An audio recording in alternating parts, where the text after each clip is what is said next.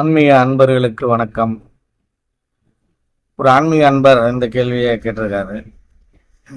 கர்ம யோகத்தை பற்றி எனக்கு விளக்கமாக விவரிக்க முடியுமா அப்படின்னு கேட்டிருக்காரு.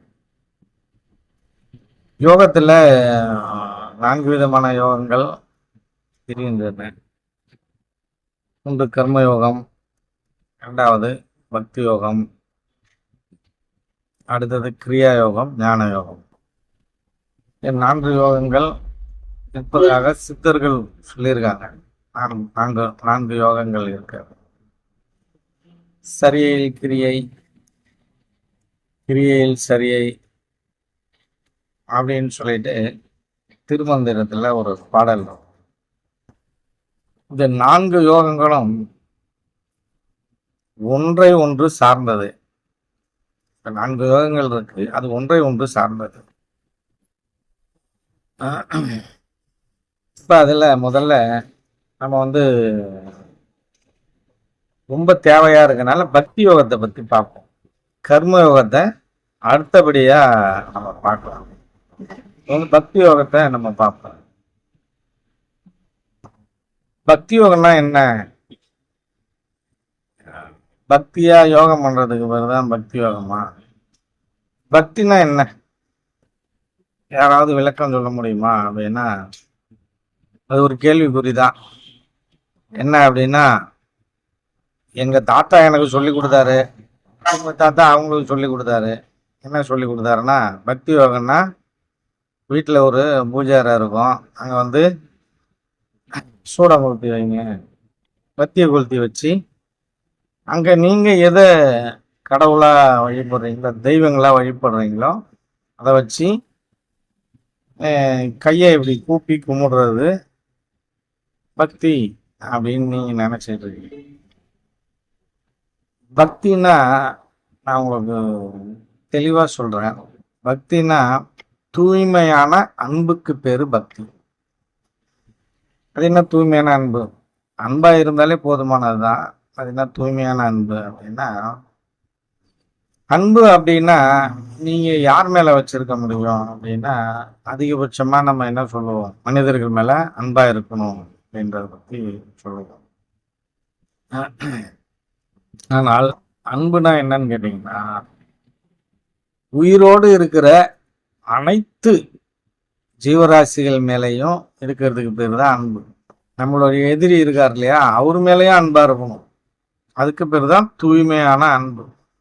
வள்ளுவன் சொன்ன மாதிரி, இன்னா செய்தார ஒருத்தல் அவர் நான நன்னயம் செய்து விட சொல்லுவார் இல்லையா. இப்போ நமக்கு அவன் கெடுதல் செஞ்சாலும் அவனுக்கு நம்ம நன்மை செஞ்சாதான் அவன் நம்மளை உணர்வான். ஆனால் இந்த காலத்தெல்லாம் அப்படிலாம் இல்லை. நினைக்கிற காலம் அது ஒரு காலம். ஆனால் இந்த காலத்தெல்லாம் அப்படி இல்லை. நீங்கள் நல்லது செஞ்சீங்கனால என்ன பண்ணுவான், திரும்பவும் உங்களுக்கு கெடுதல் தான் பண்ணுவான்.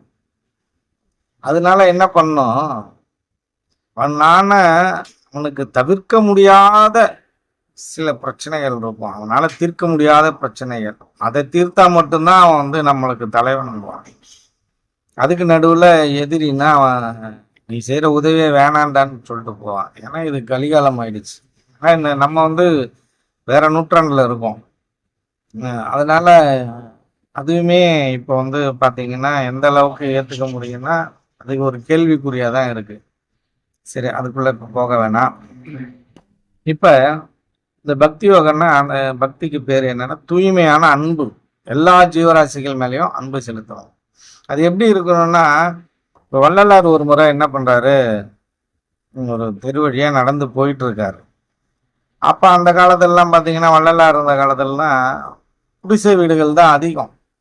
குடிசை வீடுகள் அதிகம், ஓட்டு வீடுகள்ங்கிறது ரொம்ப குறைவு. ஒரு 50 வருஷத்துக்கு முன்னாடிலாம் கூரை வீடு தான் அதிகம். அப்போ என்ன ஆகும்னு கேட்டிங்கன்னா, அந்த செவுறு வைக்கிறதெல்லாம் மண்ணாலே செவுறு வைப்பாங்க. அது போல் அவர் நடந்து போயிட்டு இருக்கக்குள்ள பார்த்தீங்கன்னா ஒரு மண் கட்டி ஒன்று இருந்தது. அவர் கால் பட்டுடுச்சு. அந்த மண்கட்டி மேலே அவர் கால் பட்டு அந்த மண்கொட்டியோட உருவம் செதஞ்சிடுச்சு. கட்டியாக இருந்தது, இவர் கால் பட்டோடனே செதறி அது தூள் தூளாயிடுச்சு. அப்போ அவர் என்ன பண்ணாரு, அந்த அந்த சிதறி போன கட்டியை எடுத்து வச்சுக்கிட்டு மன்னிப்பு கேட்டாராம். என்னன்னு கேட்டாராம், உன்னோட உருவத்தை நான் குலைச்சிட்டேன், என்னை மன்னிச்சிரு அப்படின்னு சொல்லி கேட்டாராம். அப்புறம் இது உங்களுக்கே தெரியும், வாடிய பயிரை கண்ட போதெல்லாம் வாடினேன். ஒரு பயிர் தண்ணி இல்லாம வாடி இருந்துச்சுன்னா அதை பார்த்து வருத்தப்படுவாராம். இந்த மாதிரி தண்ணி இல்லாம பயிரெல்லாம் வாடுது அப்படின்னு சொல்லிட்டு, அதுவும் ஒரு உயிர் தானே அப்படின்னு சொல்லிட்டு வாடுவாராம். அதை போல இருக்கணும், அன்புனா அதை போல இருக்கணும். அப்படி இருந்தீர்களே ஆனால் எல்லா ஜீவராசிக்கு மேல, எல்லா உயிர்கள் மேலையும், உங்களோட எதிரி மேலையும் நீங்க நல்லதெல்லாம் எதுவும் செய்ய வேணாம், அன்பா இருந்தா போறோம். அப்படி அன்பா இருந்தீங்கன்னா அதுக்கு பேரு தான் பக்தி யோகம். இந்த பயிற்சியை நீங்க பண்ணிக்கிட்டே வந்தீங்கன்னா நாளடைவில் உங்க மனம் நீங்க தூய்மையாகிறதையும், மனம் தூய்மையா இருக்கிறதையும் உணர முடியும். பக்திங்கிறது இதுதான், எல்லாரையும் அன்போட நேசிக்கிறது. இதுதான் பக்தி யோகம். இந்த பயிற்சியை நீங்க செஞ்சுட்டு வரணும். இதை எத்தனை பேர் செய்வாங்க? இது எத்தனை பேருக்கு இது சாத்தியம்? ஒருத்தவன் என்ன பண்றான், பக்தி மார்க்கம், சிவபக்தர்கள் அப்படின்றான்.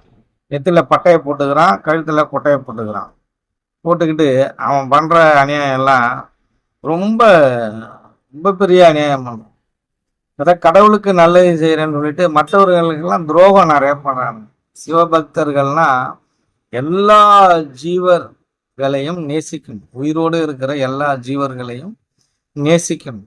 அதுக்கு பேரு தான் சிவபக்தன் பேரு, ஜீவ பக்தர்கள் அப்படின்னு பேரு. நேசிக்கிறதுக்கு பேரு பக்தன் அப்படின்னு பேரு. அப்ப திருமூலர் சொன்ன மாதிரி ஜீவனும் சிவனும் இரண்டன்பார் அறிவிலார் அப்படின்ற மாதிரி, ஜீவன் வேற சிவன் வேற இல்லை. அவனுக்குள்ள சிவன் இருக்கிறதுனால தான் அவன் ஜீவன் ஓடிக்கிட்டு இல்லையா? அதே போல எல்லா உயிரையும் நேசிக்கணும். அந்த பயிற்சியை நீங்க பண்ணிட்டு வந்தீங்கன்னா பக்தி யோகத்துல நீங்க அடி எடுத்து வச்சுட்டீங்க. பக்தி யோகத்துல அடி எடுத்து வச்சுட்டீங்க. அடுத்தது கர்மயோகம். அந்த கர்மயோகத்தை பத்தி நம்ம அடுத்த இதுல நம்ம பார்க்கலாம். கர்மயோகம்னா என்னன்றதை பத்தி இன்னொரு காணொலியில விரிவா பார்க்கலாம். நன்றி.